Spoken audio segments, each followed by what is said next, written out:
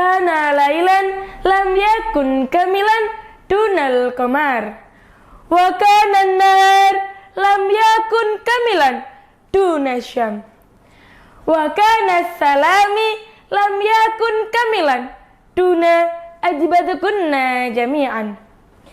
Assalamualaikum warahmatullahi wabarakatuh. Alhamdulillahilladzi an'ama alaina bini'matil imani wal islam wa nusalli wa nusallimu ala khairil anam sayyidina wa maulana Muhammadin wa ala alihi wa sahbihi ajmain, amma ba'. Yang saya hormati dewan juri yang arif dan bijak dan para penonton yang berbahagia. In the name of Allah, all praise be to Allah, the Lord of the world, the King of the King, and the Creator of everything in this universe. Salawat serta salam semoga senantiasa tercurahkan kepada tokoh revolusional, seorang direktur tak berdasi, seorang guru tanpa sertifikasi.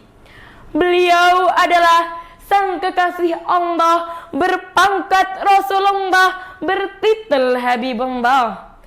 Tak lain dan tak bukan, beliau adalah Habibuna wa Nabiuna Nabiullah Muhammad sallallahu alaihi wasallam, yang telah membawa umat Islam dari zaman jahiliyah ke zaman Islamiyah, dari zaman kebodohan ke zaman yang penuh ilmu pengetahuan, dari zaman Utsman bin Affan ke zaman para penonton yang cantik dan tampan. Pada kesempatan kali ini, saya akan menyampaikan sebuah materi yang bertema bahayanya durhaka terhadap kedua orang tua. Para pemirsa yang berbahagia, akhlak seorang anak terhadap kedua orang tua sangatlah penting.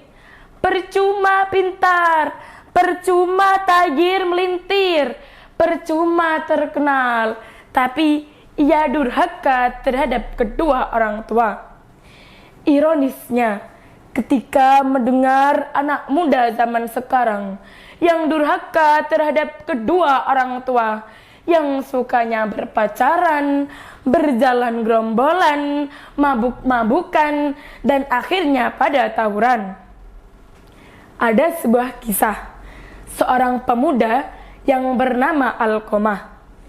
Ia ahli ibadah, ia selalu beramal soleh, ia rajin sedekah.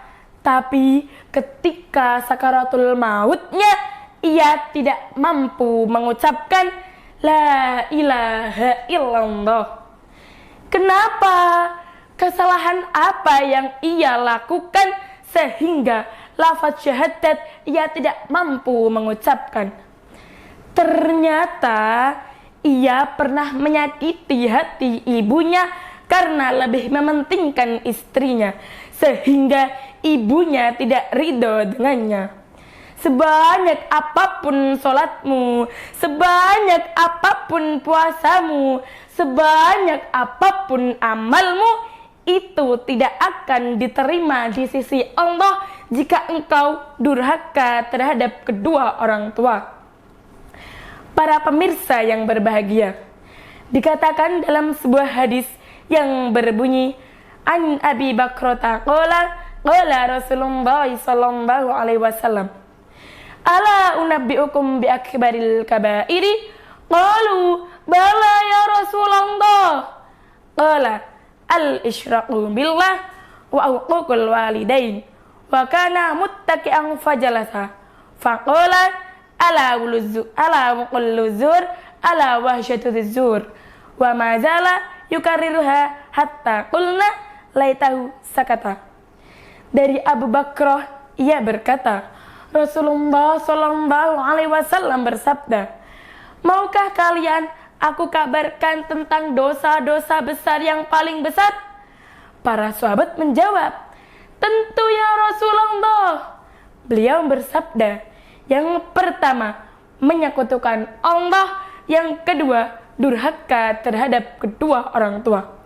Lalu beliau duduk dari posisi berbaringnya. Beliau bersabda, yang ketiga, perkataan dusta, dan yang keempat, kesaksian palsu.